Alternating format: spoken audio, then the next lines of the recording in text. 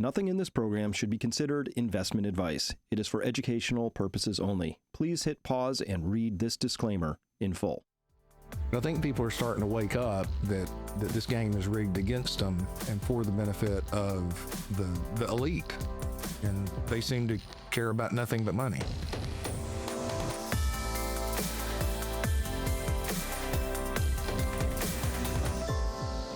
Hello, everyone, and welcome to this episode of Finance U. I'm your host, Dr. Chris Martinson, here with Paul Kiker of Kiker Wealth Management. Hey, Paul, how are you? I'm doing good, Chris. I'm reporting from the newly formed rainforest in North Georgia where it's rained a lot, which is good. So good to see you today. You got a rainforest going on. Yeah. What's that, like 10 inches a day? Is that what's a rainforest? Oh, it's been something. I think 6 inches, 7 inches last month, nearly every day. So I'm not complaining because I've got my pastures seeded. So it's helping the grass, but it's not drought down here for sure. No. Well, who knows if we're having climate instability. I'm pretty sure the Farmer's Almanac tells us it sometimes is dry and sometimes it's wet. Hey, I don't know what's on your plate, but I did want to talk about, while the markets are sort of in rally mode, I told you that I thought there was this big rescue that happened about 4 Sundays ago now, and somebody dumped some bunch of money in the markets, and we were wondering, well, why? What are they afraid of? I think they're afraid of, when I say they, I mean the central banks mostly, I guess. But the financial authority, I don't know, the financial ecosystem, which consists of the central banks plus their core players within the market structures that they operate in. So this would be, your Citadels, your BlackRocks, your Goldman Sachs, whatever. But this whole ecosystem, they like numbers going up and to the right. And they got a little scared and they dumped a lot of cash into the market.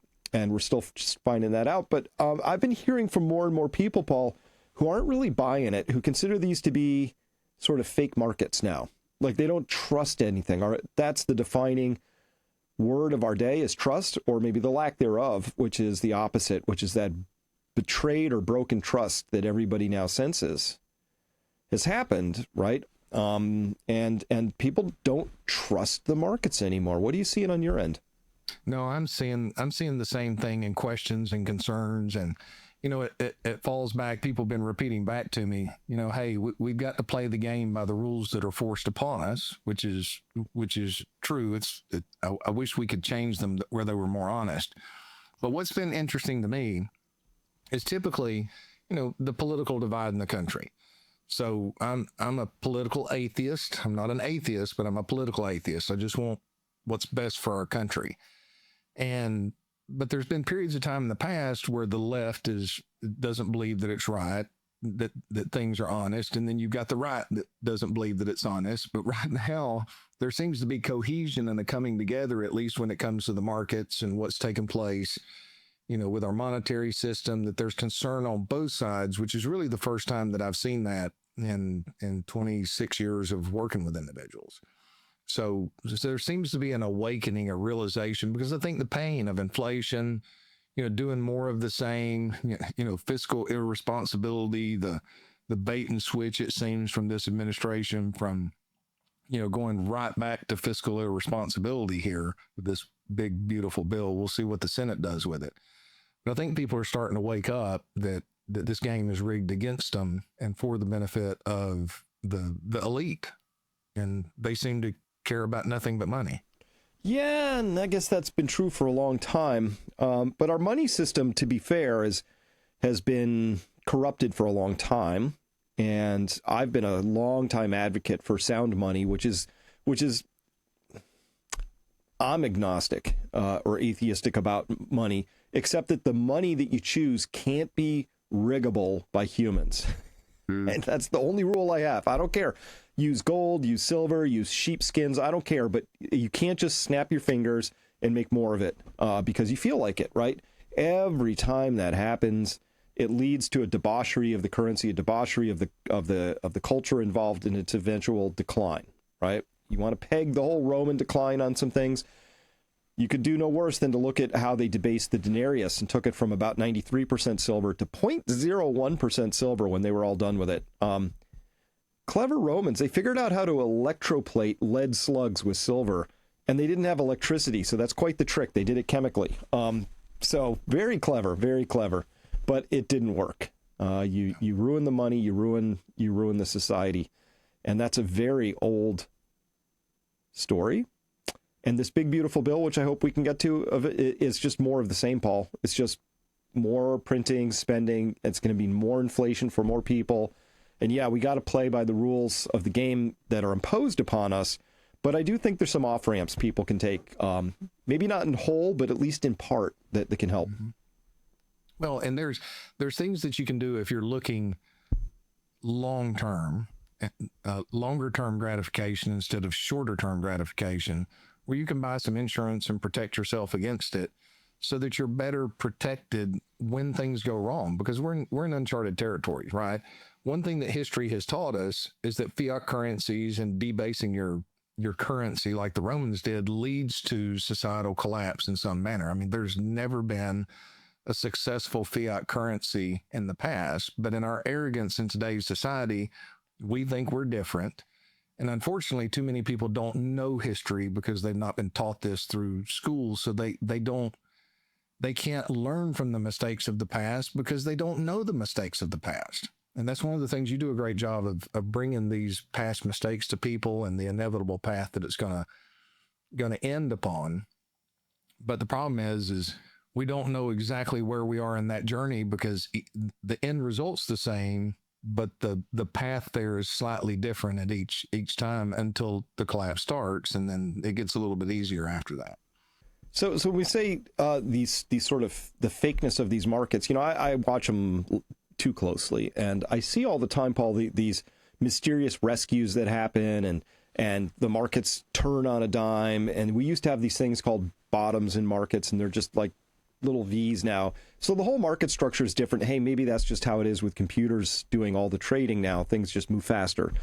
But that also gives, I believe, more opportunity for raccoons to come in and play with the market structure, right? So we watch this all the time in commodities, where we don't see price discovery anymore. You see price setting, where somebody comes in and just dumps way too many paper contracts for, say, silver all at once, breaks the bid structure, drives the price down. That's not somebody unloading a position. That isn't a hedge fund rebalancing.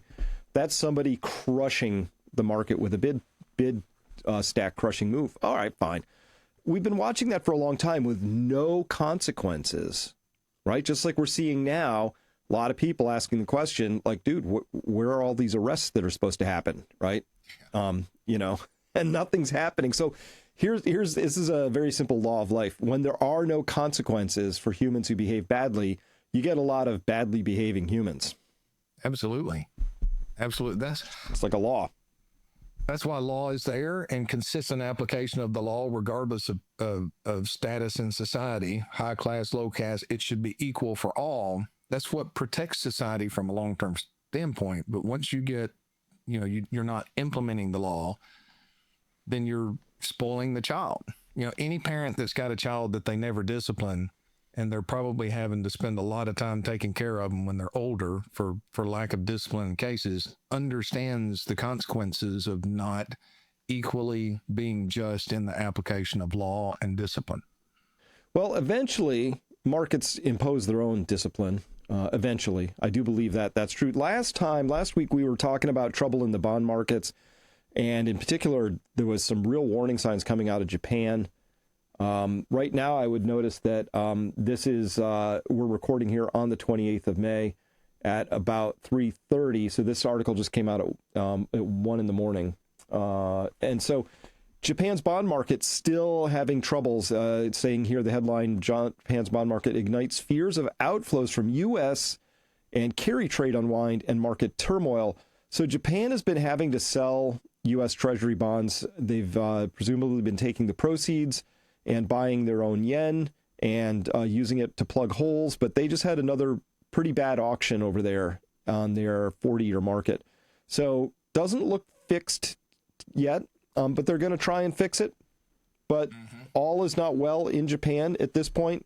And here we see their 30-year bond here. We can see it retreated. It was like skyrocketing, but did retreat back under 3%, even though we can see the long-term sweep of it here.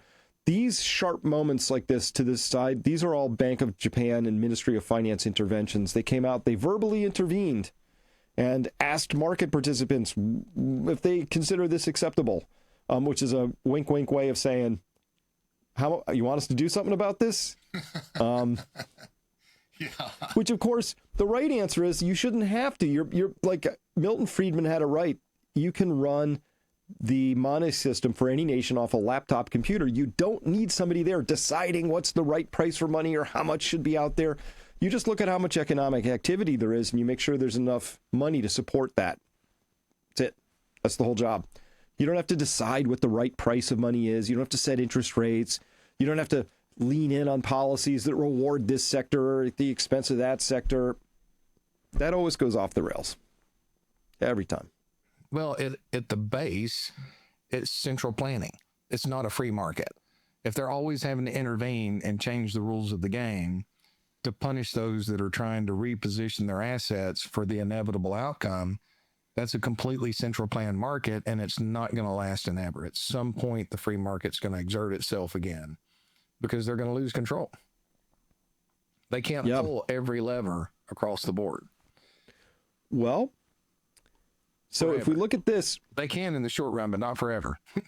Look at this astonishing rise on the 30-year from under 0.5%. This is probably just about 0.3% yield, all the way up to 3% yield. 10-bagger on yield, right? So this starts in 2020. You see all that, Paul? It's just like the yield's going up, which means the price for the bonds is going down. Look at the losses for the Bank of Japan coming through that same period of time, just mirroring it, but in the opposite direction because they're holding a lot of that paper. This is a pretty big deal. 195 billion in losses they're just sitting on right now, which is kind of a weird concept for the entity that actually prints money out of thin air. I'm not sure what a loss actually means, but at a minimum, the entity that prints money out of thin air, Paul, is losing money at printing money out of thin air. Yes. Terrible business model. That's a terrible business model. There's a way that seems right to a man, but in the end, it leads to death. And that seems to be the path that we're on. And they think that more of the same is going to solve the issue. And it's just going to make the inevitable pain much, much worse than what it would be if we dealt with it now. Yeah, absolutely. So I do want to come back. I want to continue talking about Japan more in just a second, but we'll be right back after this. The markets are a ticking time bomb. Volatility is spiking, trade wars have broken out, and most investors are sleepwalking into disaster. Many portfolio strategies perform poorly during times like these. At Peak Financial Investing, however, we don't gamble with your future. Our registered investment advisory connects you with battle-tested wealth managers who reject outdated models and embrace active management, strategies proven to navigate chaos, and who aren't afraid to discuss things like the great taking or maybe the importance of protecting your wealth with gold. Without the right approach and with the wrong advisor, you're risking, well, everything. Don't wait for the crash to act. Visit peakfinancialinvesting.com right now to schedule a free consultation and discuss your particular situation. Take control of your wealth before the markets take it from you. Again, that's peakfinancialinvesting.com, and I'm Dr. Chris Martenson urging you to act now. So, Paul, I want to continue with the Japan story because we saw that there were losses for the Bank of Japan there.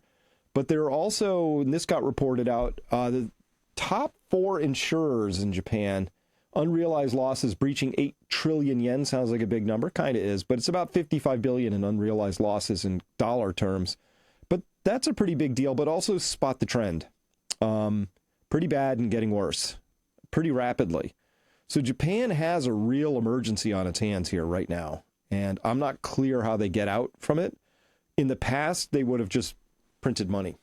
But printing money is going to lead to more losses when the bond market starts to revolt and yields start to rise. And what are they going to do? Buy all their debt? And how does that market operate? Probably. And what happens to the banks and the insurers? Those insurers have a major event that they've saved this money for, but yet they're losing on the structure of their debt, especially on the longer end. Are they going to be forced to sell that at a loss after taking huge losses because of another major tsunami or because they had the major tsunami and then you had Fukushima and all the issues that are over there? How are they going to come out the other side of that? And what's the inevitable result? The central banks continuing the same thing. The insurers have their losses, and then all of a sudden they have 25, 50, 100% premiums. Or they just, like what's taking place in Florida, decide to leave and not insure because they can't handle those losses. That's not what we pay insurance for. They're supposed to set those funds aside in something that retains the purchasing power to cover us if that event happens, if some major event happens. I've heard more and more stories of people who just can't afford insurance anymore. So the whole model seems a little broken at this point in time, right? It sure does. I've actually had a lot of clients and friends that they've taken calculated risk. They've thought it out and said, hey, health insurance is so ridiculously expensive. Now, I'm not recommending this. We're just having a conversation about what people are having to do. Is they're choosing not to have health insurance because they can't afford the cost of it, and the services they get are far less. And what they've discovered, a lot of these, again, I'm not recommending it because it's a huge risk. They're getting better service at cheaper prices because they can negotiate a lot better when they're paying cash. I had a friend recently that had to have a minor procedure done, called to get it scheduled, and they said it was going to be 3 months out. Asked about their insurance, and they said, no, we're cash pay. And they're like, oh, we can get you in next Thursday. Maybe that's a one-off, but that's the second time that I have heard that.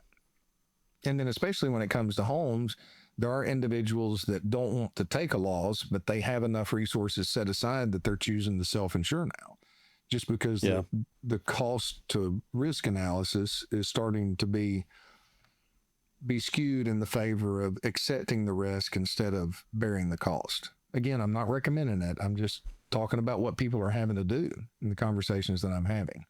Well, and again, all of this, the insurance costs being up, property taxes being up, basic inflation up like strongly over the last X years. That's all because the government deficit spends and the Federal Reserve pretends like it's fiscally responsible or monetarily responsible, but it ends up monetizing all of that anyway.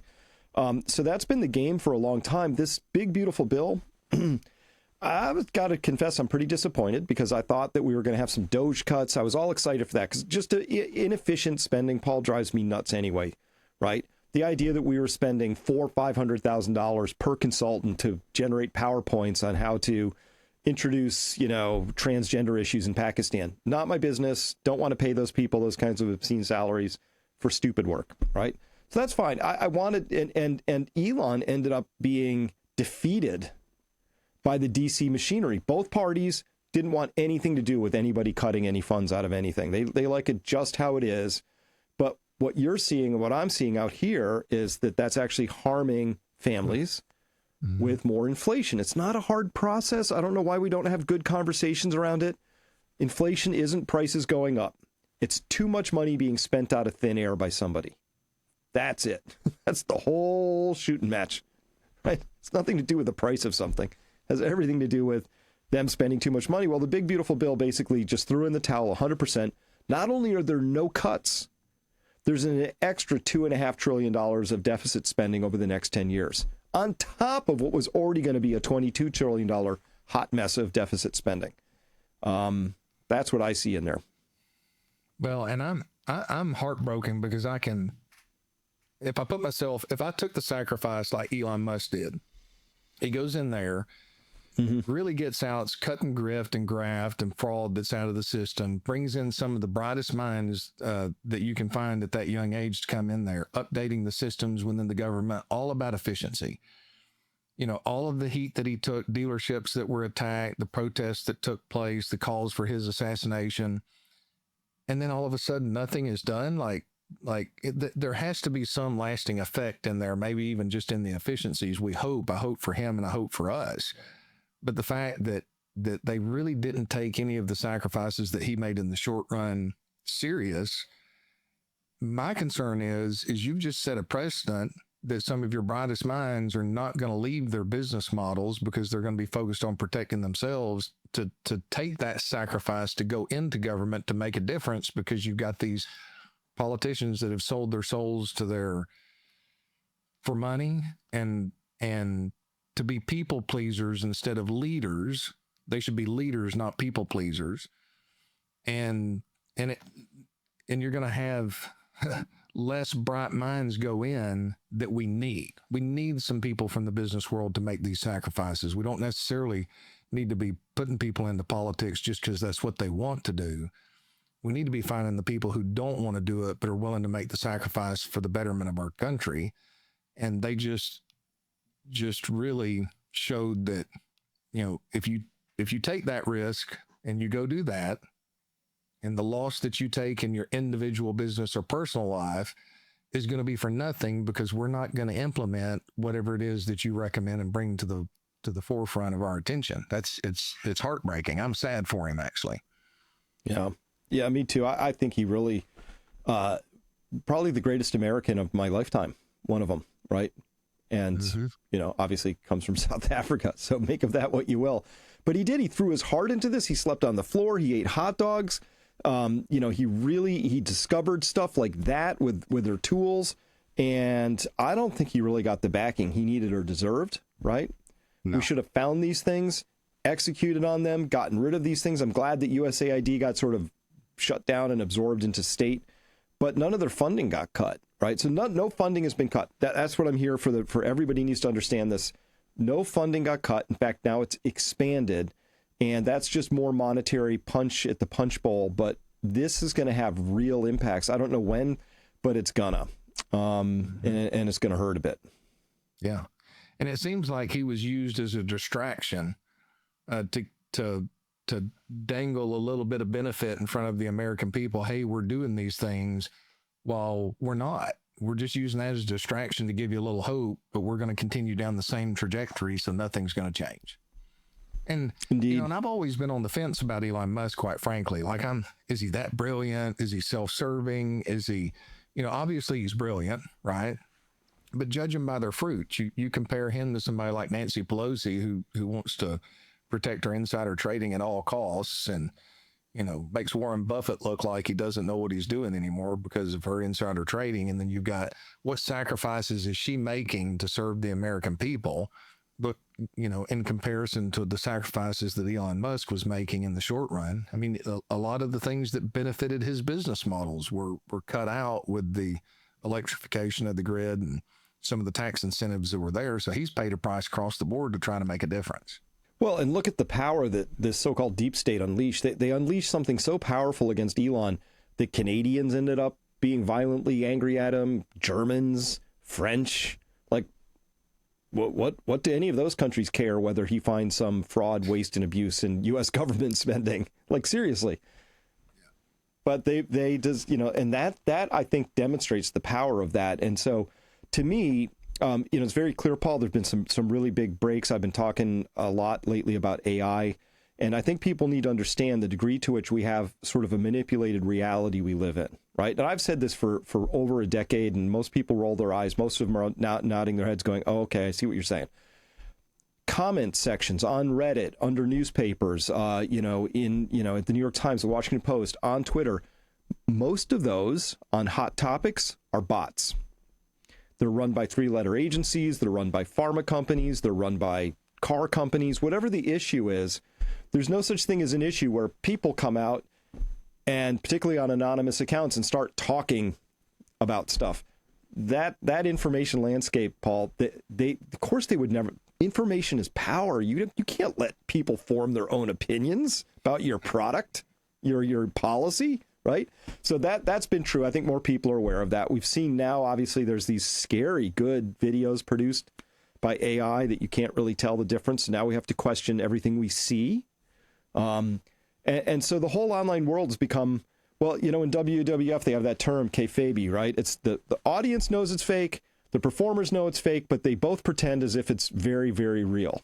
Right. And that's the magic. It's a performance. Right. The idea then, I think more people are starting to figure this out. that they, in this story, would leave markets. Oh, no, we wouldn't ever interfere with those.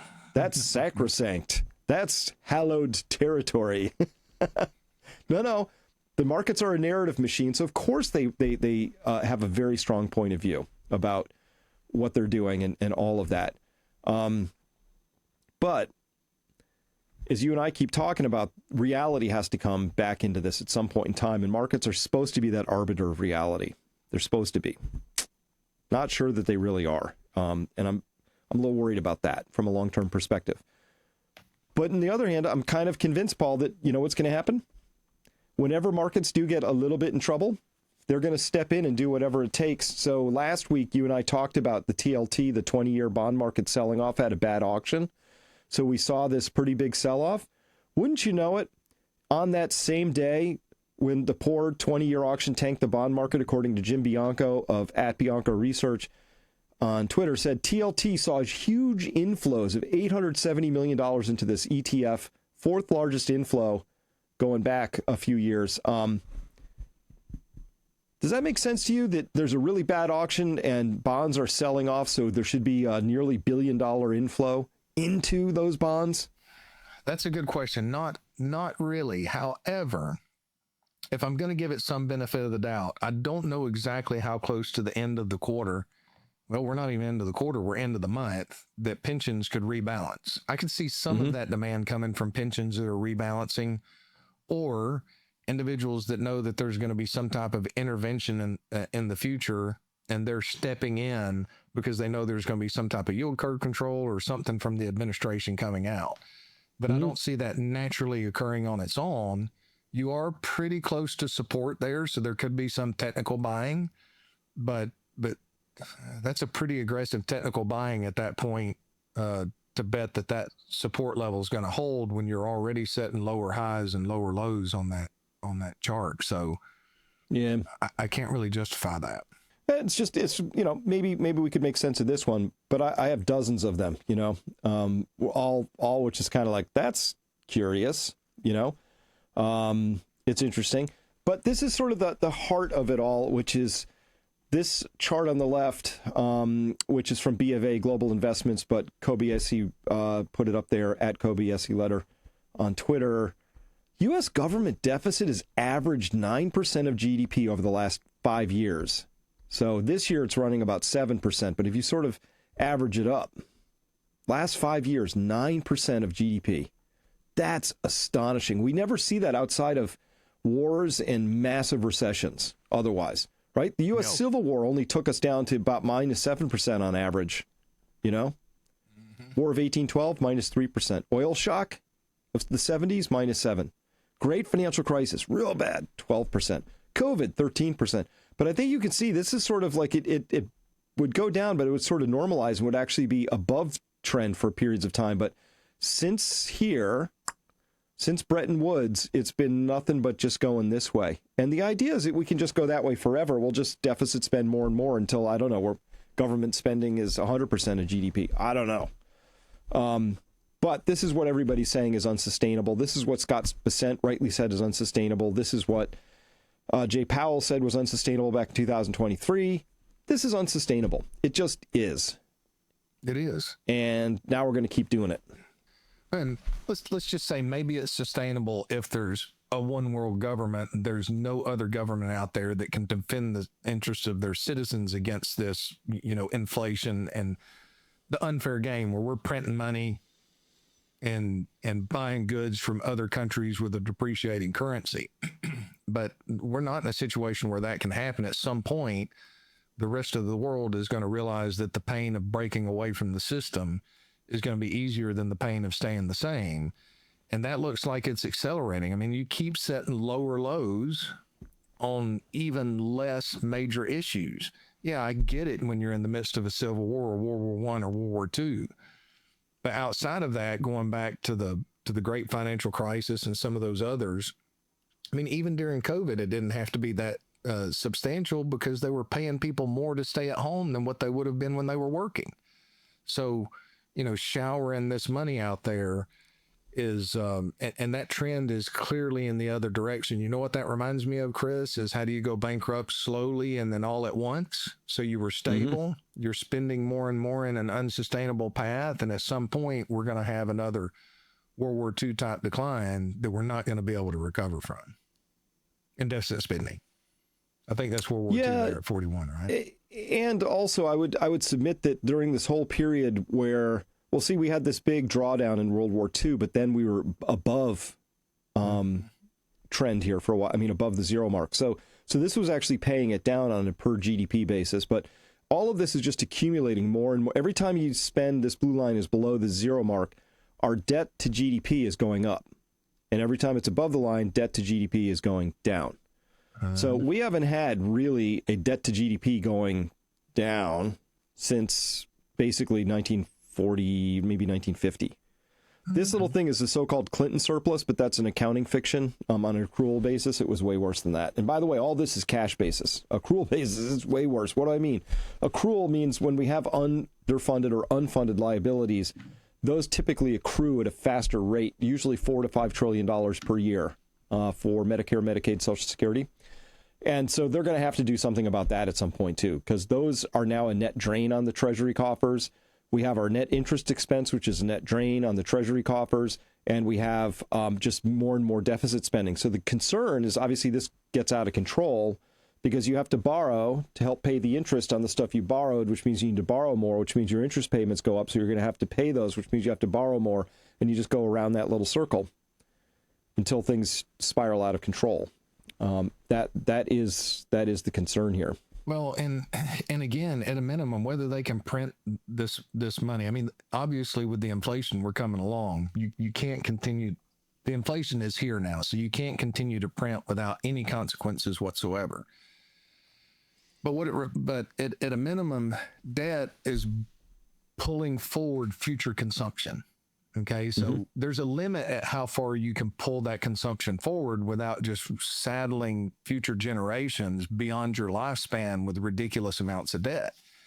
You know, and one of the things that I enjoy the most, because I'll take any time that there's a high schooler or somebody in their early 20s that wants some advice, I'll give them basic advice.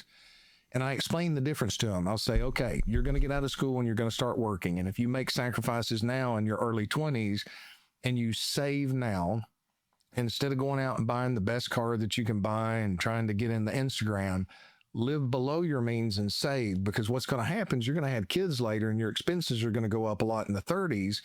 And if you borrow too much, you're always going to be behind that 8 ball. And in your mid 30s, when those expenses come along, well, nowadays it's probably early 40s with kids because people are having them a little bit later, you're going to be strapped. But if you make the sacrifices now and you make the right decisions, you're going to have freedom that others don't have. And when you have the most amount of knowledge, you might have the opportunity to start a business, buy a business. You'll have flexibility instead of being strapped for that paycheck.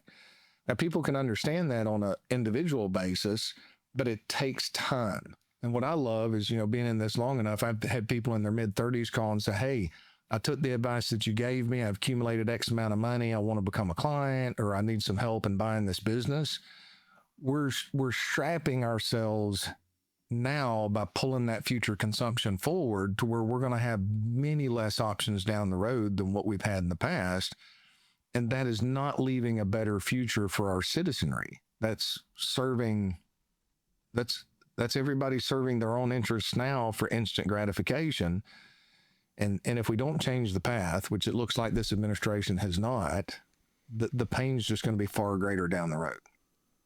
Well, isn't that a lesson we relearn all the time? I mean, every founding father and everybody going back to Cicero seems warned about debt, right? It's just a part of money. You just can't go into debt forever. It's never been a thing. No. Like, why would it be a thing now? I don't understand. Like what's changed? Like what have we figured out that allows us to go into debt perpetually and never have to pay the piper? The cycle, we're weak as individuals, as a nation, and we want as much as we can get right now without any regard for the future. But at the same time, I want to give a little bit of hope in there, because for the prudent that foresee danger and hide themselves, you're going to have to be patient.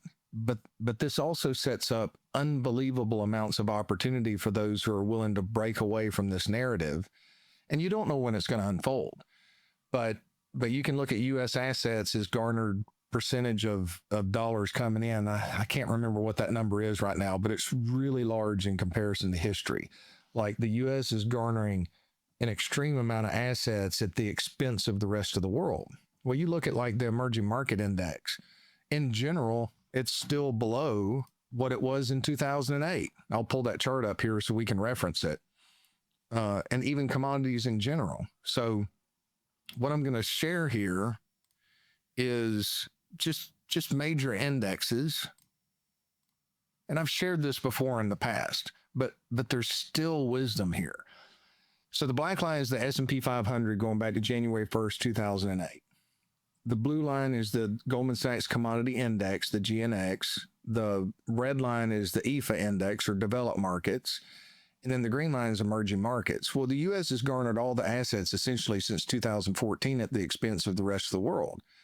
Well, we've already seen, you can look at companies that have tremendous amounts of cash flow coming in, and they get a little foolish with the money, they spend too much, and it bites them at some point in the future.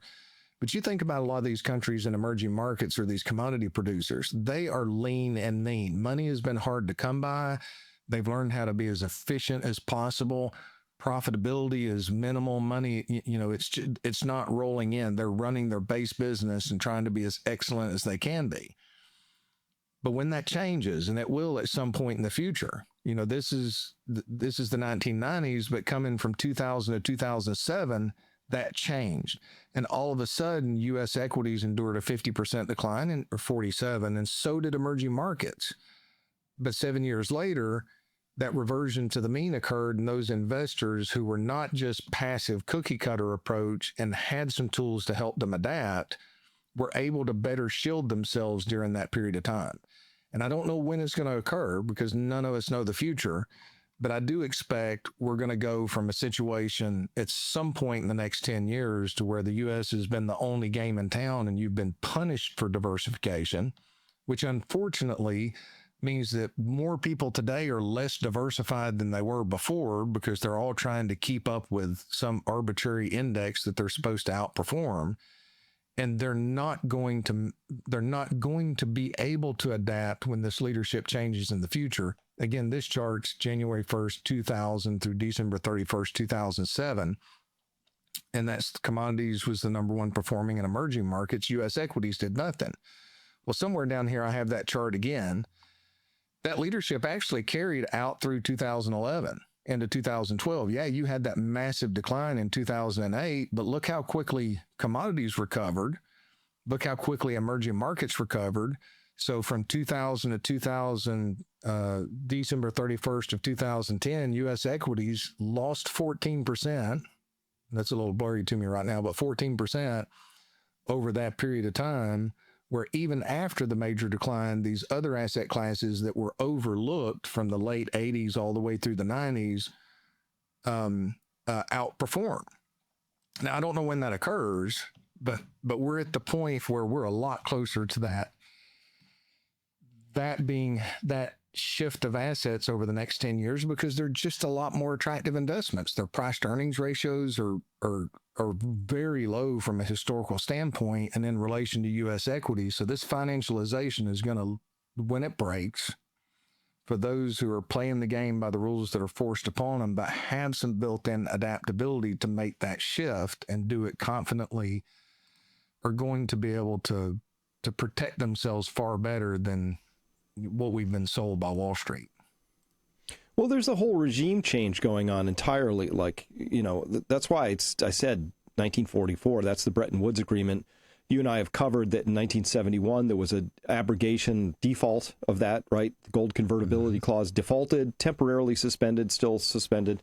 Now it looks like gold is getting remonetized. China is coming in. It's now a unipolar, shifting to multipolar world. Obviously, that's going to come with some tensions, but the United States has been going deeper and deeper into hock the whole time to sort of maintain that, right? And it's kind of like, like I think you've mentioned it, like you see the person, if they've got all the right new cars in the driveway and the house is perfect and everything from the outside, it looks great. But on the inside, maybe their finances are a complete travesty, trying to maintain the illusion, right? So I don't know if you saw this, Paul, but this escaped my attention till just this morning when I came across it again, which was, were you aware China actually launched their digital payment network that bypassed SWIFT in April? I knew that they were close to launching it, but I did not know that it actually launched, and I'm surprised. Well, it's a digital payment system, so it actually competes with SWIFT, which is the U.S. dollar-centric system. So People's Bank of China just connected its digital RMB to 10 ASEAN and 6 Middle Eastern nations, covering 38% of global trade. I was like, okay, so they did that. It covers potentially 38% of global trade, but everybody's still going to use dollars, right? But then this just came out. When did this come out? On May 8th, right? That 95% of Russia-China trade is now in rubles to yuan, totally dodging the dollar, and de-dollarization Russian. I mean, you can just see it just came. Look how fast that came online, just roaring up here from zero. Turned the system on. Looks like it took a few months to sort of get up and going. So I had just heard that and somebody said this, and so this may or may not be true. I haven't sourced this, but I saw a couple of tweets that claimed that this system eclipsed on dollar basis, one for one, eclipsed the trading, the currency, the transaction volume of SWIFT this last week. Now, I haven't chased that down yet. But if that's true, these are the sorts of things where we say, well, this would be a great time for the United States to be less profligate with its deficits, to require less of a dependence on people sort of absorbing all of our debt, right? Because you and I know that if they get into trouble absorbing all of that debt, mysterious buyers step into the TLT bond fund or wherever, it's the Fed. They're just going to monetize this. They'll just buy it however they have to, right? They'll probably lie about it. You and I both know that. They won't announce QE. There'll be this mysterious large purchase from somewhere, the Caymans, Luxembourg, maybe the UK, right? And you'll have to be very careful and go into the Fed's balance sheet and find out that their swap lines have increased with those money centers, and it's all tricky and all this stuff. But to me, it feels like we're just in that can kicking stage. They're trying to maintain how we used to do business, and it feels like all the business is changing. Not least of which is there's now an alternative to SWIFT on the international cross-border payment settlement system. It's kind of a big change. Now, that chart reminds me, Chris, all of a sudden the pain of changing became easier than the pain of staying the same. Because one thing that they stated was that you couldn't trust American law anymore. Now, I know Trump was one of the first to weaponize against Russia during his first term, but I cannot remember if he weaponized SWIFT against Russia, but we know that the Biden administration basically eliminated them from SWIFT. So he cut them out. Yep. And what I understand, even in World War II, during the war, the banking system was not weaponized. There was money was able to move back and forth. So there was no real reason for them to develop an alternative system. Well, what Doge has revealed in going in there is how archaic and ancient a lot of our government systems were. So it makes sense to me that if all of a sudden with the weaponization of SWIFT, as severe as it was during the Biden administration, that they have to go to another alternative, accept the pain of making that change, but they're doing it with newer technology. So it's going to be a better system. Inevitably. Well, that's a great point. That's a great point. SWIFT still takes 3 to 4 days to settle. Yeah. Their system takes 7.5 seconds. See, that's a far better system. So what are you going to do? If I need to send money to a ministry in Kenya that helps, am I going to go through all of these ridiculous banking regulations that you got to go through and all the fees that the banking system is charging to get there? And it gets there in 3 days and sometimes 10 days if somebody has to push paper, or you have it there in 7.5 seconds. I would gladly choose the other alternative. So, I mean, I don't see how SWIFT can maintain in the future based on an alternative system that settles in 7.5 seconds versus 3 days when everything is moving as fast as it's moving now. I think that explains in no small measure why Trump went over to Saudi Arabia. We have to begin cementing sort of our relationship with the Middle East, because that's where the last big honeypot of oil exists, and oil is still your economy and all that. And China had been making huge inroads. Remember, China got Saudi Arabia and Iran to have a diplomatic détente last year. And I was like, ooh, that was a big moment. So anyway, I think that's what has to happen here, because if you saw that Chinese system is for the 10 ASEAN countries, also 7 Middle Eastern. So they're busy giving new systems and saying, hey, there's a new player on the block. And by the way, we manufacture a lot of stuff that you need. I don't know if you noticed, but what did Trump have to offer to Saudi Arabia? Military hardware, right? China can offer military hardware too if they decide to counteroffer, but also anything else you might want that's manufactured, like literally anything else, right? Solar panels, underwear, shoes, you name it, right? We got it. Mm-hmm. Well, I've been able to watch from a distance. So my uncle, his daughter was killed in a car accident back in 2008. So they took donations and started building churches in Kenya. So his mission is called Care for Kenya. But one of the things that he's explained to me is the Chinese came into Kenya, they built infrastructure, they built roads. So they put this moped manufacturing plant in there in some of the villages that he had been going to since the mid 80s. And for the workers that came in, the first thing that they got after building the first mopeds was they all got one so they could go home and come back to work a lot easier.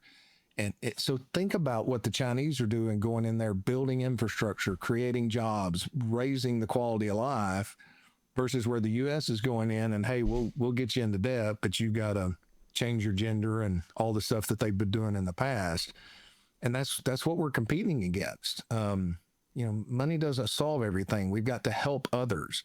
And if we help others, and I'm not saying China's the greatest country on the face of the earth. They've got their issues, but we look at the difference in what they're doing to other countries. We're going to have to get back to that level to where we're helping raise the quality of life instead of extracting it from them. Yeah, totally agree. Totally agree. A totally different strategy to diplomacy. And I am hopeful that Trump is serious when he says he wants to be a peace president. I believe him.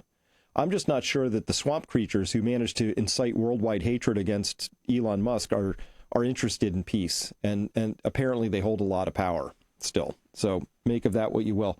Can we turn back to, so I want to talk about this big, beautiful bill, or as somebody on my Signal Hour today called it, a morbidly obese bill. The big bloated bill.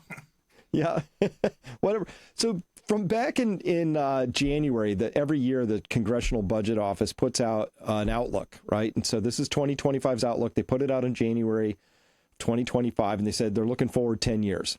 And when they did that, Paul, they said, okay, for 2025, they were looking at a $1.9 trillion budget deficit, right? Revenues of $5.2 trillion down here, all the way on this left bottom here, outlays of 7. So the difference between those two numbers is your deficit. Let's fast forward. Increases in spending for Social Security, Medicare, and rising net interest costs push outlays to $10.7 trillion by 2035, over 10 years, right? So outlays go from 7 to 10.7, and we're about to see that they actually go further than that now. And then they say revenues go up to 8 trillion from 5.2. So I'm like, whoa. How are my taxes going to go up by 40% over the next 10 years, right? And they're talking about doing tax cuts. So the only way you can get there is if you have this really explosive growth in the GDP, right? So something has to drive economic growth. So, and again, this is their 2025 outlook. That's January. This is before the big, beautiful bill passed. Well, at least the House. We'll see what the Senate does. So you can see over here in yellow, 2035, 8 trillion of revenues, doubling, almost a full doubling of individual income taxes from here to there. And that leads us with a pile of debt in current dollar terms of $52 trillion. 37. Nobody likes 37. Do you like 52? Well, after the big, beautiful bill, now that's 55. So that's what they've been talking about here. And so I look at this, Paul, and I understand. And by the way, this is, let's see, yes, they're going to have another, this is 2.3 trillion more deficit beyond what they thought before. Okay. And this is how it sort of comes together with some things offsetting, some things going this way, and that there's energy bills, SALT caps, extensions, Homeland Security and Defense. We're spending more on that. So spending cuts, this TCJA, the tax extension, tax hikes, tax cuts, spending hikes, add it all up, another 2.3 trillion. And that's without a war or a recession. Yes. Those would be extra. All we're doing is accelerating, and I would assume every bit of that's optimistic as it could be in an underestimation. And where's the revenue going to come from? Because if artificial intelligence takes over all the jobs, especially in the higher paid professional educated class, then that's deflationary for salaries. So where's the extra tax revenue going to come from? Is it going to come from all tariffs? Well, at some point, there's diminishing returns from the tariffs to where nobody's going to buy your goods and they're going to have alternatives on the other side. So maybe I'm just not, my mind doesn't move fast enough to figure out where that's going to come from, but I want to be told what's the plan. I don't want to be treated like, hey, just trust me, that's what it's going to be. Where's this growth going to come from? And communicate that to the American people. Great point. So let's take that one slice of that thought experiment. AI is going to steal a lot of jobs, so it's going to do things more efficiently. If it does things more efficiently, we'll be able to do more with less. That's called productivity. It's going to lead to a lot of people being out of work, so you've heard the rumblings. Maybe we give these people a universal basic income, right? But that's going to require more revenue. The only solution to what you're saying, Paul, is that revenue has to come from increased taxes on the capital that's creating the AI that's producing those efficiency gains. So let's harken back here. You will notice that one of the things that almost never happens or happens very grudgingly are increases in corporate taxes, right?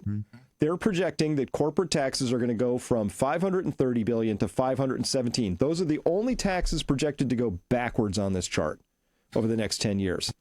So what you're saying is, in order for this to balance out, to pay the universal basic income to all these dispossessed former workers who no longer have jobs, we're going to have to tax capital. You look at these charts, Paul, that never happens. Capital has better lobbyists than labor. Full stop. Their taxes go backwards. Yours go up, mine go up. Corporate goes backwards. Every time. What's the median household income in the United States now? Can you remember that? I don't know, 74,000-ish, maybe. Yeah, 74,000. So let's say the average individual takes 10% of their income and goes to a politician and said, "Hey, here's $7,000 to your campaign. Will you vote, to increase the taxes on corporate?"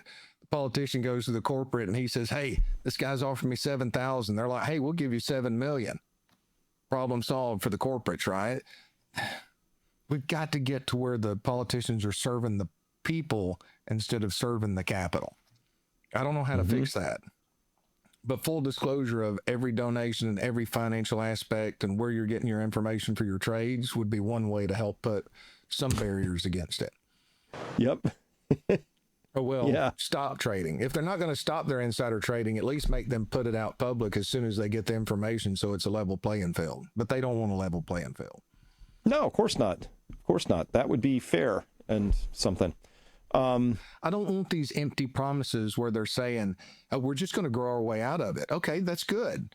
But how? But tell me how. Tell me how. Where's your projections? Where's your think tanks? This isn't some secret. You should lay out a plan so that we can all participate in that plan instead of just making these promises that have no foundation. We're just supposed to trust them. Trust but verify. They keep saying, well, we're going to have all this manufacturing coming back, and that sounds good, right? And some of it I can understand. Like if you say with Toyota, there's a 25% tariff if you build it in Japan. That goes to 0 if you build it here. So, maybe we build more Toyotas here. I get some of that, but the rest of it, honestly, Paul, anything new coming back, particularly high tech, it's all going to be done with robots in factories. With as little human labor as possible, because we've lost the thread. We don't serve each other. It's not about the humans in this story anymore. It's about how can I make the most money using machines, if possible. part of it I get, right? You and I both have farms. I would not want to have to go back to hand harvesting anything. No. Hay, potatoes, none of it. Trees. Can you imagine having to buck a tree down with one of those crosscut saws, and then chop it up and then split it? That would be terrible. I get impatient when I'm harvesting my blueberries at the end of the year. If I don't have a podcast or something to listen to, I'm bored in about 10 minutes. You stand there for 30 minutes plucking these little blueberries off. I'm such the same. I got to pull this up. I'm pulling this chart up here. Format. Hey, while you're pulling that up. Yep. I'll tell farm lessons to learn. And I've made this mistake in the past, but not when I had 30 goats. So somehow Holly and I were feeding and playing with the goats and the chickens the other day. And I had to run into town on Saturday, and I come back like an hour and a half after daylight. And my garden is full of goats. Now, they didn't eat I told you. Yeah. They didn't eat that much out of the garden. So they got a little bit of my beans and they got one row of corn. So I was like, oh, this is great. They must have just gotten out. And I go down there and Holly calls me. She's like, hey, the goats ate the hostas up here at the house. I'm like, you're kidding me. And so they mowed out all my blackberries, ate all the leaves off, but left the fruit. 16 blueberry trees. They ate nearly all the leaves off, but they left the fruit. And then the good thing is all my fruit trees, they trimmed everything off the bottom. So everything will survive, but I was quite humiliated in myself. And all I could think of was, what if this was, what if society was down and you needed that food, and my knuckleheaded self, forgot to latch the gate and the goats got out and had a blast. So hard lesson to learn. You're a big fan of Proverbs, right? Yes. Persians have their own Proverbs. I understand that now. If you have no trouble, buy a goat and leave the gate open. That's great. The Proverbs have wisdom, that's the essence of a proverb. Well, I do want to. There's a lot of wisdom in that. Okay, it'll dawn on you over time as you deepen your wisdom with your goats. And by the way, they will eat the most expensive things you have first. It's also a goat thing. That they means. So I just want to. But if I, in the interest of having a podcast be useful and have some sort of warning for people. This is the bad old 1970s. You see that? So this is the CPI. This is the index. It's indexed to 100 in 1982 to 84. So it crosses 100 right there ish. So indexed into that range. And the slope of this line, Paul, is how fast inflation is going up. So the steeper the slope, the faster the inflation. So everybody remembers, that was the inflation of the 70s. Well, this is the inflation of the 70s. You can just visually just look at the slope of that line. That was the worst of it, right about there, from about 1978 through to about 1981. Okay? This is steeper. So the inflation we've just come through is really bad. And that's why if anybody's like, the media is always trying to sort of downplay it and gaslight people. Inflation's coming down. No, the pace at which it's increasing is coming down. Prices aren't coming down. Don't ever confuse that. Prices have not come down on this chart whatsoever, outside of this little blip that happened right here around 2008-9. Nearly took the whole system apart then, too. Yeah, that almost blew the whole thing up. Our system does inflation, not deflation. We can manage this, but the opposite of that, complete destruction. It's like, then you'll be eating your goats. And enjoying it, because some of them will deserve it, but that's a whole nother conversation. But I just want to, people may not be aware of this. This is the worst inflation that anybody has lived through, and we've just lived through it. And my point here, Paul, is that we're about to experience a lot more of it because let me get up back to here, because of this whole thing right here. This is what we're up to. We're going to do a lot more of this. Yeah, that's all we seem to know how to do. And I think that's the degradation of society. They think money is going to fix everything. This caused that inflation. This little dip right here. This one didn't as much in the great financial crisis because they shoveled billions and trillions out, but they gave it entirely to bankers. So people are like, oh, we didn't experience inflation. No, you didn't experience average rent inflation in Austin because of that. But if you watched what happened from 2010 on through 15, Paul, trophy properties, trophy art, mega yachts, everything that when they shoveled money at bankers, the things bankers care about, those all experienced massive inflation.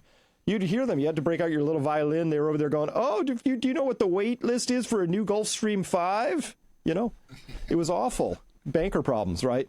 So inflation is both a monetary phenomenon and it happens when the money, wherever the money goes. Okay.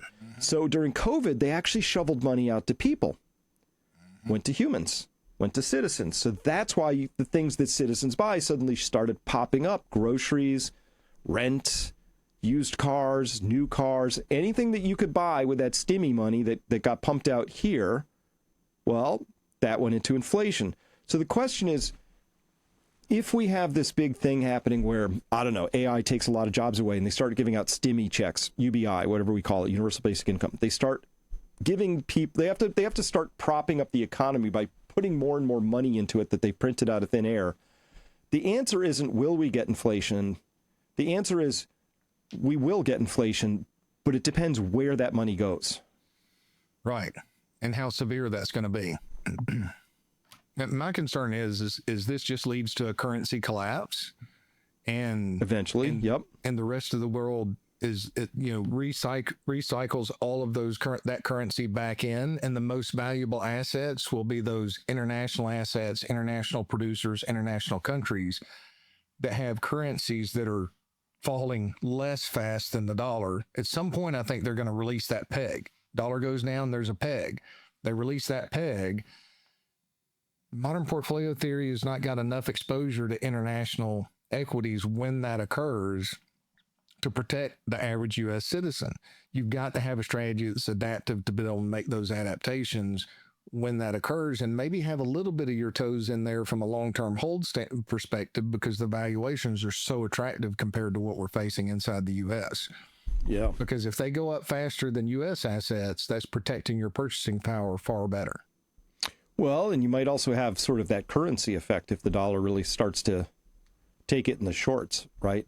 Yes. You know, we were talking about reasons why countries may want to sort of diversify away from the dollar, but this is kind of an interesting one. Going back to 2018, total tariffs annualized run rate by the U.S. government typically hovered between 50 and 100 billion for a long time.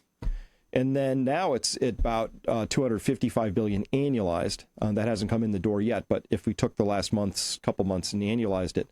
So that, Paul, again, I will totally disagree with the Trump administration when they say, oh, consumers don't pay that. Yeah, they do. Yeah. I mean, yes, they do. What alternatives do we have? In most towns, Home Depot or Lowe's are the places that you're going to go to capture, get your hardware. If you got to repair something at the house, they control that market. They're going to pass that on down to you because they've got profit mandates that are there, and they'll just raise prices, and they have the capital to sit on it if you're not going to buy, because at some point you're going to need those goods and you're going to have to pay for it to repair whatever you need. So I'd completely disagree too that that's going to be passed down to the citizenry of our country through higher prices. The only thing that would stop it in an interim period is if we were to have a recession. An actual recession was going to be to occur. Though that front running of the tariffs and those higher inventories will be drawn down, and there may be some short-term deflation in prices in the interim period, but if they stay there, I don't see how it doesn't pass back down to the citizenry, the consumer. Well, what do you think the likelihood of a recession is at this point? Chris, I don't know. I mean, I really wish I knew. The market's making me hesitate whether, is this a blow off top? Is this just short term? The soft data is starting to look a little bit better and catch up with the hard data. Is the hard data holding up because of the front running of tariffs? We're not going to know, but there's people. So Jamie Dimon, in his most recent JP Morgan release, basically stated, hey, the market's pricing in 12% growth this year. We think because of the tariffs and potential slower growth demand that we're going to be closer to 3 to 5%. Don't hold me to that. But what's that, earnings growth? You must be talking earnings growth. Earnings growth, yes. Yeah, okay, thanks. So he was basically saying that he was concerned about what the tariff impact was going to be towards growth. Didn't say that we're going to have a recession, but there's other people that I respect a lot who've been very good. Nobody's perfect, but they've been right far more than they've been wrong. That's saying that the front running of the tariffs is making the economy look stronger than what it is right now. We're really not going to know, and they're extremely confident that we're going to have a recession this fall. But nobody believes that at this point, because as soon as Trump backed off the tariffs a little bit and we had this market rally, all of a sudden it's like we won't have a recession. So I don't know. You know, I thought that we were going to have one before now, but you've got money supply that's increasing. You know, this fiscal, this big bloated bill, as I'll call it, is not pulling that spending out. It's just not. So is the fiscal foolishness and recklessness going to be enough to keep us from having a recession? I don't know. I'm certainly on watch and just straddling the fence, because I believe that if the data starts to come in a lot slower, the market's going to react violently negatively until there's some type of further fiscal stimulus or cutting from the Fed, because of the fact that I just don't think the market isn't anticipating it in any way whatsoever. And quite frankly, the Biden's fiscal recklessness, the QE, everything has kicked the can down the road for letting us actually have a recession. I think the large majority of individuals are hesitant because it'll make them look foolish because of the unusual ways the government's been able to saddle us with debt to kick that can down the road a little bit longer. So we should have a recession, but I don't know that that's going to occur, because they seem to be willing to stack us with debt to kick that can down the road a little bit longer for political reasons. No, I agree. I mean, deficit spending by the U.S. government, when it increases, that's additive to GDP the way we measure it, right? Because the GDP formula has a G plus I plus plus plus. The G is government. So if government spending is going up, it makes GDP go up. It's just a very simple formula. It's this plus this minus this plus this, right? So I think Trump sort of peered into the abyss and said, I'd rather have growth than the opposite. So let's spend more. And wouldn't you know it, Democrats, Republicans agree. They're like, yes, we like spending more. And we hate Elon for suggesting we shouldn't. So that was the whole thing. But there's an uncertainty that comes with all of that, right? So we don't know, are the tariffs going to be 50%, or is it going to change this weekend, or is it going to go up to 100%? So we don't know. There's some sort of randomness to this, which must be hard to plan around, right? You would imagine. And then, it would surprise me to see futures up so strongly this past weekend, because 3-day weekend coming through Memorial Day, where Trump had basically tweeted out, I'll suspend the 50% European tariffs for another X number of days, fine.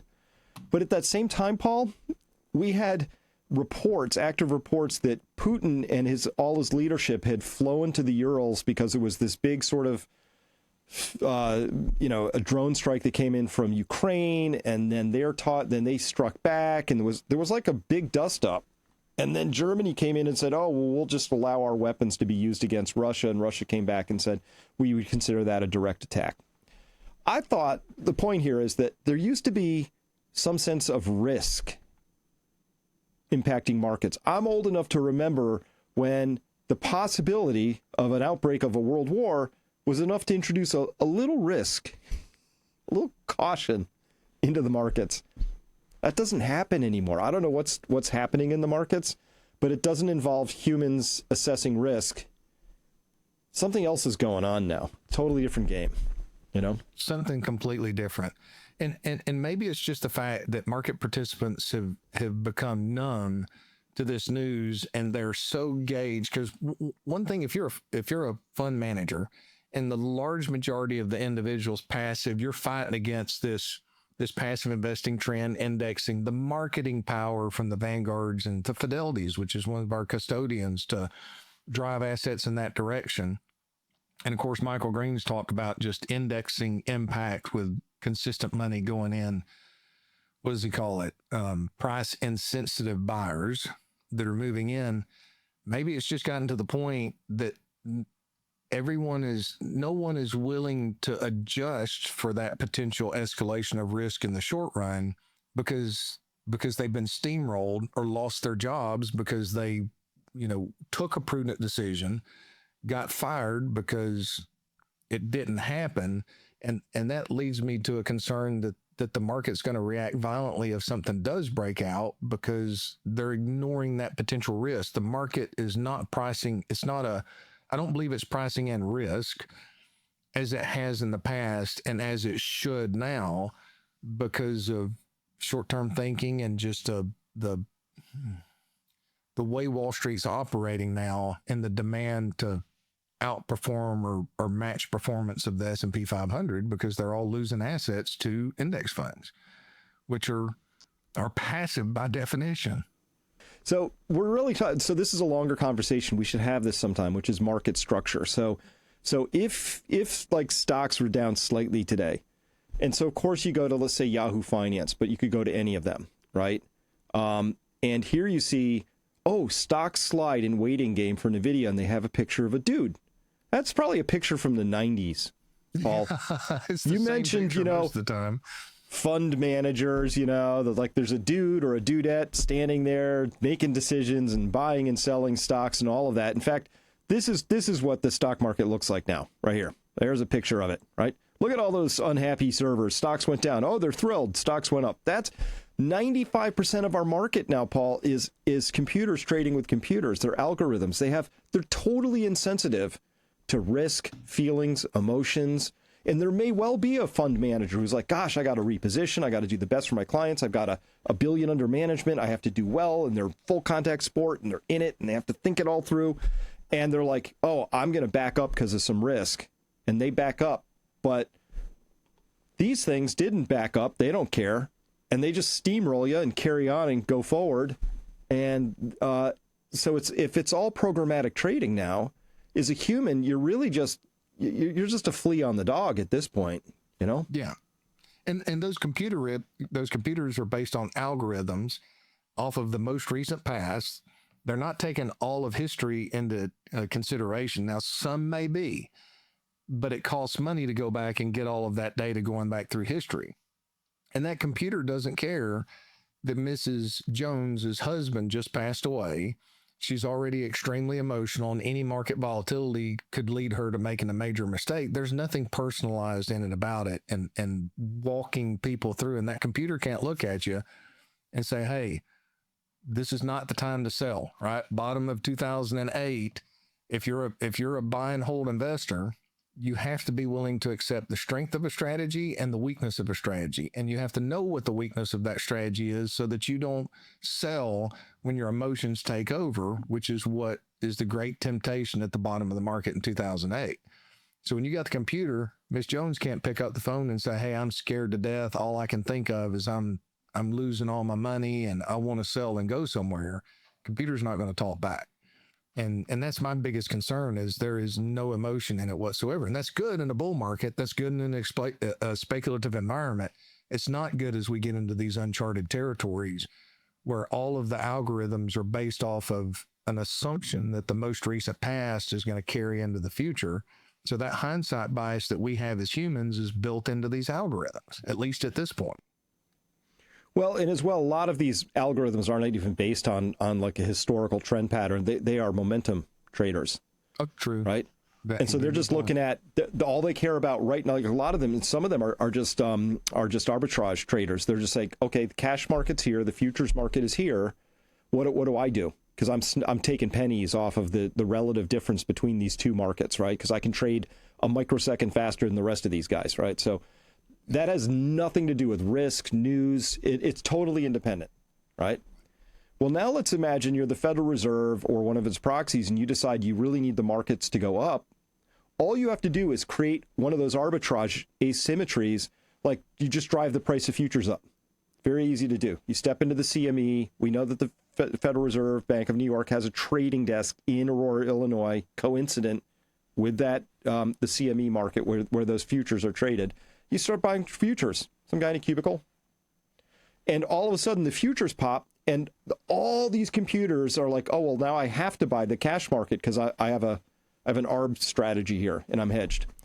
So you can create things going in either direction very quickly and easily without it having be tied to anything. It doesn't matter whose husband died, what missiles got launched. It actually doesn't matter about anything. I think that's a substantial part of the game, and I don't understand the market structure nearly as well as I should anymore. I did probably 10 years ago. But Paul, I don't know, like these AI bots are so good now, right? Yes, they are. You know, I bet you, no offense, but somebody could train up one of these AI bots to play blackjack against the both of us, and it'll learn our weaknesses and take all our money by the end of the game. Guarantee it. It will. It would push you. Well, and, you know, I was watching over the Monday. I took a little bit of a break from social media over the weekend just to let my mind clear and think about things. And I was telling you before we got started, I felt like over 3 days of a break, when I got in there Monday night, I spent like 2.5 hours. Holly was, you know, reading, and I felt like I was 6 months behind. But what was amazing to me is I saw these new videos that were generated by AI, and one of them was a car show, and it was laden with propaganda, because you had every subset of society, and there was one like biker dude that's sitting there and he's got rings on every finger, you know, tatted up, you know, and he's like, I can't remember exactly what he said because I was my mind started thinking about the propaganda, but he said something along the lines of like, nobody would believe this, but I'm for this vehicle. And I thought they've hit every subsection of society with some propaganda that, hey, here's the guy. I'm a little different. I'm doing this and I'm supporting it. But it didn't really, you know, it was like a car show setting, but I was amazed. I can still tell in some of the nuances that it's generated by AI, but I had to look hard to tell. That was amazing to me. And 6 months ago, they weren't producing videos like that of that quality, and now average 6 weeks ago. 6 weeks ago. Yeah. Now you've got all kinds of people playing with these different programs that are coming up with unbelievable video quality of short stories and movies, which is fascinating. Yeah. Well, and this is a big topic, and I've spent a lot of the past few weeks. I first alerted people about this when in December of 24, when I noticed there was this asymmetry between how many data centers were going up and how little news coverage there was about that. This seems like a pretty big deal, right? If even one single bicycle factory came back to the U.S., you'd read all about it. But here we are doing the largest infrastructure build out in like decades, and it's just going up everywhere. And it has huge implications, jobs, energy, you know, grid stability, you name it. And nobody was talking about it, you know? And that's where I make my living, Paul, is noticing the gap between the positive and the negative space. Like, big thing, nobody's talking about it. That tells me it's actually really important. And turns out it was really important. And now we just had the Interior Secretary come out and say this is an existential thing. Whoever gets to AI first wins. Whoever gets there second loses, potentially comprehensively and forever. So it's an existential thing, Paul. It's like the Manhattan Project times 10, Sputnik moment, whatever your frame is historically. But a lot of people in power feel like this is really important, that we just push everything we can into this. And you saw what happens when that happens is, look, dude, it's an emergency. We don't have time to like worry about the niceties, right? And so you and I might be sitting here going, did you notice that the AI has these emergent behaviors? And one of them is it started blackmailing people to get what it wants. Maybe that would be a time to blow the ref whistle, tweet, you know, and take just a little time out and ask some questions. How ring-fenced are these? What happened? Could it go rogue? What would happen if it decided to write code and worm it into all our SCADA control systems and all of our pipelines and all of our power plants to preserve itself? What happens if it decides to do something we hadn't even thought of? Nobody's asking those questions, right? No. They're paying attention to them. Well, if they are paying attention to them, they're not asking the questions because they believe that they've got to win regardless of what happens in the interim period. And it may be setting us down to a path where we all lose. Well, it's just another risk structure, right? So I like it when markets reflect risk, and they haven't been. We've just been talking about that. So this, I guess, to close up, I know we've been going on a while, but thank you for everybody for sticking with us here. But there's so much to talk about, so important. This really stood out for me. Comes out on May 27th. Today's the 28th at the time of this recording. From Cointelegraph here. Insight. BlackRock issues a rare warning about quantum computing, which is a different type of computing from the ones and zeros of the digital computing we do. Quantum computing is a fancy thing if people don't know about it, but it apparently can solve for a lot more problems a lot more quickly, potentially including our favored cryptographic techniques that keep the whole internet safe, and in particular undergird Bitcoin. So they said here, however, from BlackRock, however, if quantum computing technology is able to advance and significantly increase its capacity relative to the capacity of today's leading quantum computers, which is a guarantee, it could potentially undermine the viability of many of the cryptographic algorithms across the world's information technology infrastructure, including those used for digital assets like Bitcoin. If quantum computing is able to advance in that way, there is a risk that quantum computing could result in the cryptography underlying the Bitcoin network becoming ineffective, which means it gets broken, which means, boop, sorry, Bitcoin has zero value at that point because the system can get hacked. By the way, Paul, what they really should have said is, if this is a concern, then also everything with HTTPS after that, every online banking thing, every online anything, all internet security goes down the tubes. All like literally our entire system of how we organize and distribute money and goods is at risk. And they're worried about Bitcoin. I'm a little bit okay. That'll be like a rounding error in the disaster that happens. Yeah. if that underlying technology gets compromised in that way. This is a really big deal. And again, we should be taking out our ref's whistle and going, tweet. How about before we accidentally break the entire security structure of how we organize everything in life? We step back and just have a few discussions about how we make sure that doesn't happen. Yes. And that's amazing that BlackRock puts out that warning as well, because that's a little bit of cover your own rear end if quantum computing was to build, because if somebody had that capability, who are they going after first? The largest individuals. And and then that hits the little, they'd go after the larger institutions. If they could hit them, then they could go anywhere. And I think that it would be important if that technology was to, and it's going to progress at the pace that things are moving, it's going to progress. They're warning about it. If they can see it, it's probably going to be, the technology will be there far quicker than they're anticipating, especially as fast as AI is moving at this point, and quantum, helping to build these quantum computers. So it might be a good idea, not a recommendation, because I can't do that. Might be a good idea to have some physical gold and silver and a little extra food on hand to make sure you're resilient through the aftermath of an event like that till some solution is implemented. Well, if you think it, yeah, absolutely. I totally concur with that. Maybe just you got to draw the line at the goat, because I'm learning that the hard way. Because he will eat your food and probably steal your gold because they're goats. But Paul, my big concern would be, look, we know that we're bumping up against China and vice versa. And we know that the power structures don't like challenges to their ruling ocracies, right? And so there's going to be some skirmishes around all of that. You and I and everybody listening to this, we all hope it's not a kinetic shooting war, because those are awful, ugly, and people die, and that's terrible. But also they're highly expensive, uncertain, and they often don't achieve what you want anyway. We spent, as a country, 20 years in Afghanistan and left, and 2 weeks later it was like we were never there in the first place. Like, achieved nothing, spent lots, right? That's shooting wars. But if you were China and you got there first and you could suddenly break those encryptions like Bitcoins, then you could break all of them.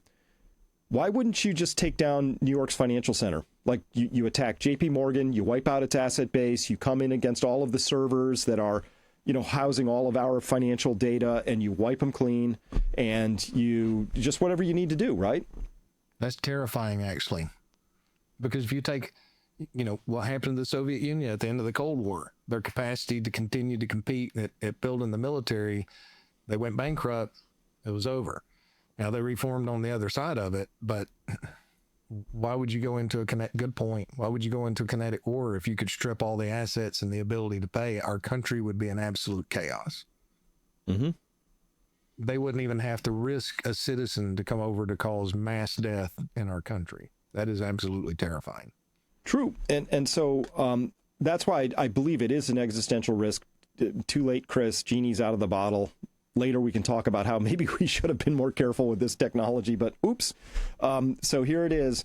I do think, Paul, that we're pointing at clues, though, which says money will be no object. I believe it begins to explain why suddenly the Trump administration doesn't care about fiscal restraint.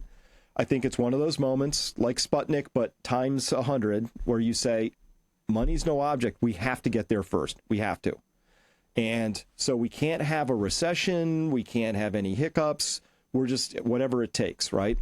I think it explains a lot to me, because now forget Europe. They deindustrialized themselves. They took themselves. They don't even have the electricity to pull this off if they wanted to, right? It's amazing. The Middle East does. If you need huge amounts of gigawatts of power right away, they have gas fields there you can just plug right into, turn them up. And we saw Sam Altman come over and make a deal with, I believe it was the UAE. Pretty sure it was, or could have been Qatar, but I think it was the UAE, where they're going to put in this massive data center over there. So this is it. This is the race. I think there's got to be ways to play this picks and shovels, right? I don't know which company's going to win, but those making the racks, the chips, anybody making combined cycle gas power plants, cooling systems. If you just look at one of these data centers, Paul, it's just components, right? Mm-hmm. With a company attached on the back end to every one of them. Mm-hmm. And they will emerge. We'll start to see those emerge in relative strength comparison to other investments. You'll start to see them that enter the area, and and there's things that we have to do to open up the price to earnings ratios in there, because they're going to be a little bit more expensive, but they'll be justified for a reason. So they will begin to emerge. In nuclear, you saw Trump come out with those executive orders about nuclear. Nuclear's already had a bit of a pop and a renaissance. So both the companies that make the nuclear, but also there's going to be processing plants to turn the fuel from an ore into an enriched form, reprocessing plants, and then uranium mines. Mm-hmm. Like I said, there's incredible opportunities that are out there. They may not just be the most obvious ones right now. It's obvious when you start thinking through it like you are, but that's going to expand into other areas. And energy. I've added this up 6 ways to Sunday. I'll be having a big report coming out, I think, on Friday about this, because I've looked at it and I'm like, how does nobody else see this? We have massive demands on our LNG, right? New export terminals, new manufacturing like BASF coming over, which is fine, which is good, plus all these data centers. Uh-huh. 3 big demands on something that, make of it what you will, we have the exact same amount coming out of the ground as in 2023. It's an awkward story. So, yeah. I'm looking forward to your report. I know I'll be listening to that this weekend, because I read something this morning.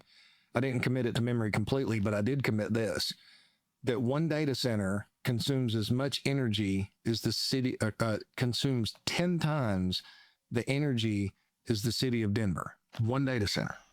It's possible. They're conceiving of some that will be at that scale. Wow. And Denver should be consuming about a gigawatt. They have some plants right now that are in the 3-4 gigawatt range. They have some that are on that could be that big. Wow. It's unbelievable. It's astonishing. And energy stocks are some of the most unloved stocks that have been out there for quite some time. And if this trend continues, the patient will be rewarded. True. And unfortunately, on the backside of that, for everybody who can't participate in that or doesn't see it coming, they're just going to say, wow, why is it so expensive to heat and cool my house? Why is fertilizer so expensive? Why is food becoming so expensive? Those will be the derivative second order effects of running. having a demand problem and supply problem for natural gas. Yes. I don't see how that doesn't lead to more inflation, especially when the government's looking at it like it's existential threat that we have to fight for. They're going to pass those energy costs and utility costs down to the average consumer. So we've seen it through food. We've seen it through housing. We've seen it through insurance. And I believe we're going to begin to start seeing it through our utility bills as well. That seems easy. So, fun times. Yeah.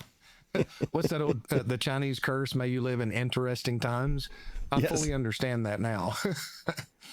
Yeah. Something else that I was told a long time ago when I was really young, I didn't believe this, but now that I've got a little gray hair and some hair that's been falling out, I do. It's easy to make money. It's hard to keep it. And there's many people out there that are going to understand that. It's easy to make money in a bull market. It's hard to keep it when things shift. And it doesn't necessarily have to be a bear market, but you can see a massive shift in that money flow, especially with the momentum on the computers to other areas. And if you don't have a strategy that's adaptive enough to help you, you're not going to predict it. You don't have to be first step, but if you're 2 steps behind instead of frozen in place, it's a little easier to keep that money that you make. Well, let's help people keep it and maybe even grow it. So with that, Paul, thanks so much for your time today. I know we ran long. Thank you for sticking with it. We had some important things to cover there at the end. And so for everybody who wants to talk to Paul and or his team, please go to peakfinancialinvesting.com. You go there. There's a very simple form you fill out. You hit submit, and that sends out a notification to Paul and his team. You'll get a email notification back. Somebody from his team will reach out to you within 48 hours, business hours, to schedule a meeting. And it's that simple. You go to peakfinancialinvesting.com, couple of boxes, fill them in, and just sit back and wait, and somebody will get in touch with you. And I do want to let those out there. If you're interested, don't hesitate. We serve people, not money. And we've got a different business model than what Wall Street is taught, to where each client's a stepping stone to larger. You fire smaller clients when you get a bigger client come in. There are situations that are far more complex than others, but we serve people and not money. So if you've got questions, you want a second opinion, our number one objective is we can help. It's not appropriate for us to do business with everybody. But if we can help somebody make a wiser decision just from a consultation or whatnot, then I'm success. Everything else will take care of itself. So if you got any questions, you're too small, you're too complicated or whatever, don't hesitate.